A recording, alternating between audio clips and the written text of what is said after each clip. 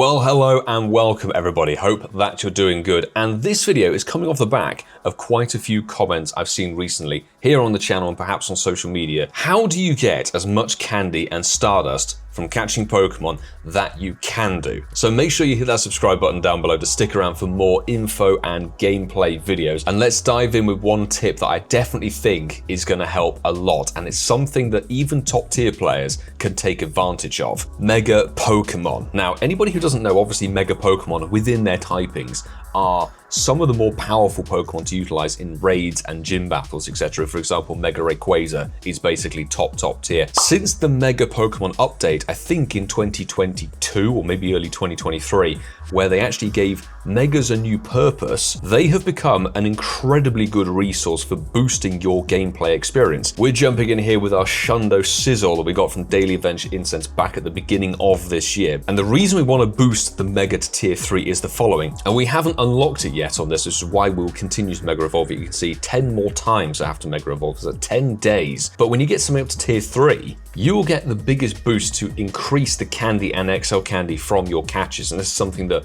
people do on comm days, spotlight hours, raid days, etc. to boost how much you get from one single catch. A big XP boost for the catches that match the typing. It's basically just more XP and muchly reduced Mega Energy cost to re-Mega Evolve. And actually that does play nicely into saving resources, as it were. We're going to quickly hit the Mega Evolve button on that one because this is something I recommend you do. You don't necessarily have to have the Mega being 100% if you're going to utilize it for Candy boost. Get it to tier 3, work on getting something to tier 3, and make sure you've got a Mega Pokemon that can cover each different typing. You'll note that this one is actually Bug Steel, so that's 2 typings taken care of. The Pokemon I definitely recommend, they may not be accessible right now, but in the future they will come back. Groudon, Kyogre, and Rayquaza. Those 3 legendaries all have 3 typings because they're part of the Weather Trio. As you can see here, checking out my Shundo Rayquaza's Mega stats, max tiered, it boosts Flying, Dragon, and Psychic because those are the 3 typings that are boosted in windy weather. Groudon will cover Ground, Grass, and Fire, and Kyogre is Bug, Water, and Electric. Those Pokemon are incredibly useful, but tons of the Mega Pokemon have dual typings. For example, Mega Gallade was the most recent raid day. That is a fighting Psychic type. If you have that evolved, you can actually get boosted candy and XP for catching fighting and psychic types. Trading. Now, I know not everybody has a community or people they play with, but if you can do, trading can be a very lucrative way to boost the candy for a Pokemon because tonight was Caravana Spotlight Hour. If you need more of that Pokemon's candy, you could catch them and then trade them. Every trade you do, you get 1 extra candy, plus if you're trading light for light Pokemon, that's 1 candy either way. If you transfer it, you get another one. If you increase the distance between the Pokemon where they were caught in the trade, for example, we've looked here, distance 100 negative. That basically means that this is showing any Pokemon that was caught 100 kilometers or more away from my exact location right now. And this tag actually brings up obviously the remote raided legendaries, but there's a bunch of Rookidee here from Bristol when we went to Routes Community Day. So, and we're getting a costume Sneasel in return. You can see on the right hand side there, 3+ candies because it's over 100 kilometers away, but you should also get a guaranteed XL candy because it's 100 kilometers or more. So if we hit confirm, you can see at the top there, 1 XL candy and 3 normal candy. This plays quite nicely if you are hatching some 7-kilometer event eggs because it means you can guarantee the distance is further away. Obviously, it didn't go lucky or anything, but we're not going to keep that Sneasel. Throw it away. We get a candy back. That strategy can be utilized for comm day, spotlight hours, particularly the Go Tours, the Go Wild, and the Go Fest as well. Catching the Pokemon that you really want and just trading them. You get 100 trades per day, but once again, I know not everybody has the capability to do trading in this game. The next feature is something that everyone can dive into. The buddy system. There is an event happening called the Beloved Buddies, which we'll have a look at in a moment, but every kilometer I walk, it earns me a candy. Now, different Pokemon have different candy distances to walk to earn that resource. Legendaries and mythicals are 20 kilometers per candy. Some Pokemon that are actually very usable in the game. Let's take Drillbur as another example. Drillbur is a 3 kilometer per candy buddy to walk. If you actually poffin it or get it to excited mode, you will get it at 1.5 because it actually reduces the buddy distance walk by 50%. If you wanted more candy for Pikachu, I mean, like with 46,000 candy, I really don't, but if I really wanted to, I could just put this as my buddy, make sure it walks around with me on the map, and earn candy as I wander around and play the game, or have it in my pocket with Adventure Sync on. That's an incredibly good passive way of boosting the candy, but it does require exploration and movement. Event bonuses. Depending on what you're chasing, event bonuses are very much going to play to your benefit. They obviously give a boost for a certain event. Diving back onto Pokemon Go Hub once again, so you can see here the spotlight hours for this month. February the 4th, which was today, Carvana had 2 times Evolution XP. Next week, February the 11th, is Love Disc, but it's 2 times Catch Stardust, so that would be a really good one to whack a star piece down onto. Take advantage of what the game is offering, whether it's 1-hour bonuses or whether it's week-long bonuses or certain event bonuses. Quickly having a look at the Beloved Buddies event that is starting on February the 11th alongside of Love Disc Spotlight Hour.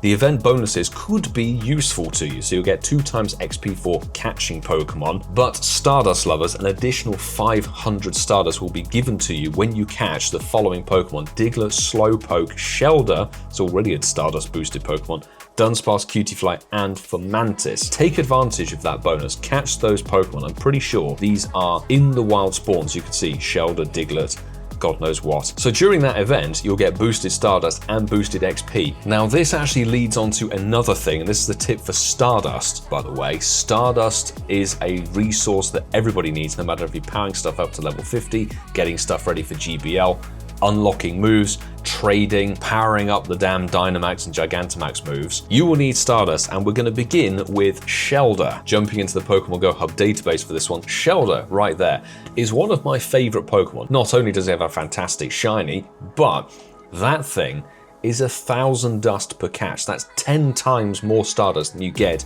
from catching a Dialga. Certain Pokemon in Pokemon Go will give you more Stardust when you catch them compared to regular stuff. And there is quite a list, and I mean, this list is from 2023, so it may have changed or may have had some new additions to it, but this is why I mentioned it in the small yet strong video. Paras and Parasect are boosted dust Pokemon, 500 and then 700. Obviously that increases with a rainy or sunny boost, plus a star piece. So all of these Pokemon, take note if you see them, when you catch them, they will give you much more Stardust. I'm going to show you how much right now. So Paras and Parasect, Meowth and Persian Kanto form, the Alolan Meowth and Persian as well, but they're even more than the Kanto version, and of course I think they're in field research tasks. My favourite Shelder, 1,000 dust per catch there, and Cloyster, Staryu and Starmie are right in there, 750 dust per catch. Delibird, which is a seasonal spawn, so when February finishes, that will disappear from the spawn pool. It's 500 dust per catch. Shroomish and Breloom are boosted. Sableye is another key one, 750 dust per catch. Chimecho, that thing comes off of Daily Incense pretty frequently, and it's 1,000 dust per catch, people. Combi and Vespiquen very likely to come back into the rotation when March and April and May start to get into swing. Anybody in the know or Dino, 2,100 dust per catch for that Pokemon. Apart from it being an absolute ball ache to catch for some reason, it's one of the most difficult Pokemon to catch in the game, but 2,100 dust, it could go even higher with a Star Piece and Weather Boost.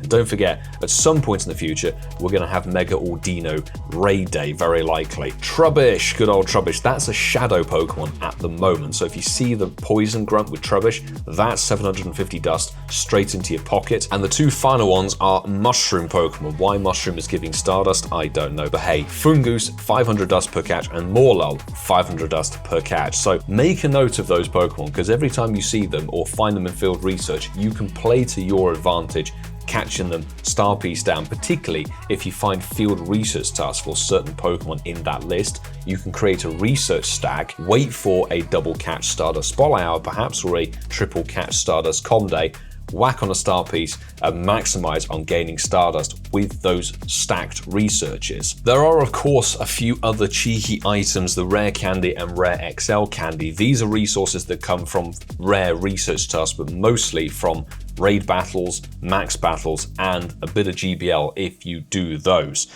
you can get those resources and then you can put them into whatever Pokemon you so desire. But since they're so uncommon, I'd highly recommend keeping those and saving them for something that's a bit more tricky to obtain, like a mythical or a certain legendary. Don't go chucking your rare candy into Pidgey, for example. My final bit of advice when it comes to this is see what is around you on a day-to-day basis. Green spaces, they are what is known in the game as nests. Now, nests are where in a green space, one particular Pokemon will be heavily featured, and it's basically like a little mini biome for that Pokemon. In the most recent rotation, this little green patch that I'm sat on top of is a Surskit nest. So if you wanted to get Surskit, for whatever reason, if you needed Surskit candy, you could just Pinap them and go for a bit of a grind. The nests work on a 2-week rotation. So every 2 weeks, I believe it's on UK time, Thursday at like 1 AM, the nests rotate, they change. So you can see what's in your local area every couple of weeks. Sometimes the nests change when a new event starts. So for example, the nests may have changed during the course of the Small Yet Strong event. I don't know. It's very hit and miss on that front, but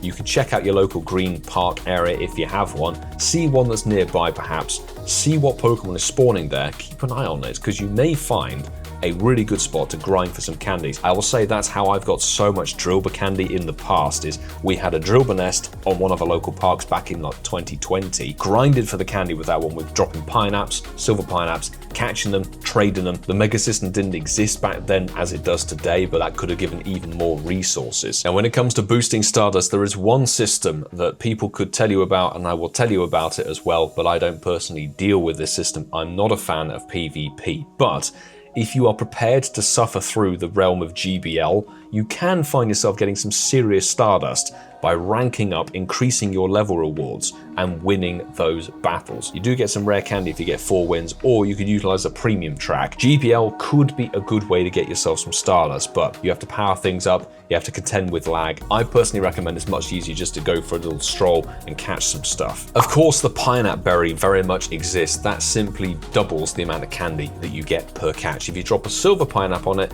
that boosts the candy even further, but not by another double amount. It's by a little increase. I think it goes from 6 candy to 7 candy. But if you put everything together we've just talked about in this video, the tier 3 mega boost, check out the boosts of whatever event is going on at the time. Make sure you're aware of what's around you. Take advantage of what the game has on offer. So I hope this video has been somewhat insightful and useful for you. You can let me know in the comments below if you think of any more tips that I might have missed, and I'll probably pin them. A big thanks to the Patreon squad, who are the reason we're able to continue doing this, and hopefully doing a few more tips and tricks videos, because we've been playing this game for a very, very long time, and many of the people on that list have been with us for years. So thank you so very much for every one of you and your support that comes towards the channel. It really does make a huge difference and impact. And of course, if you did like what you see, you can make sure you hit that subscribe button down there and check out perhaps the video that's on the screen there, or one up there. There's plenty more content for you to continue enjoying here over on the channel, and I hope to see you all in the next one.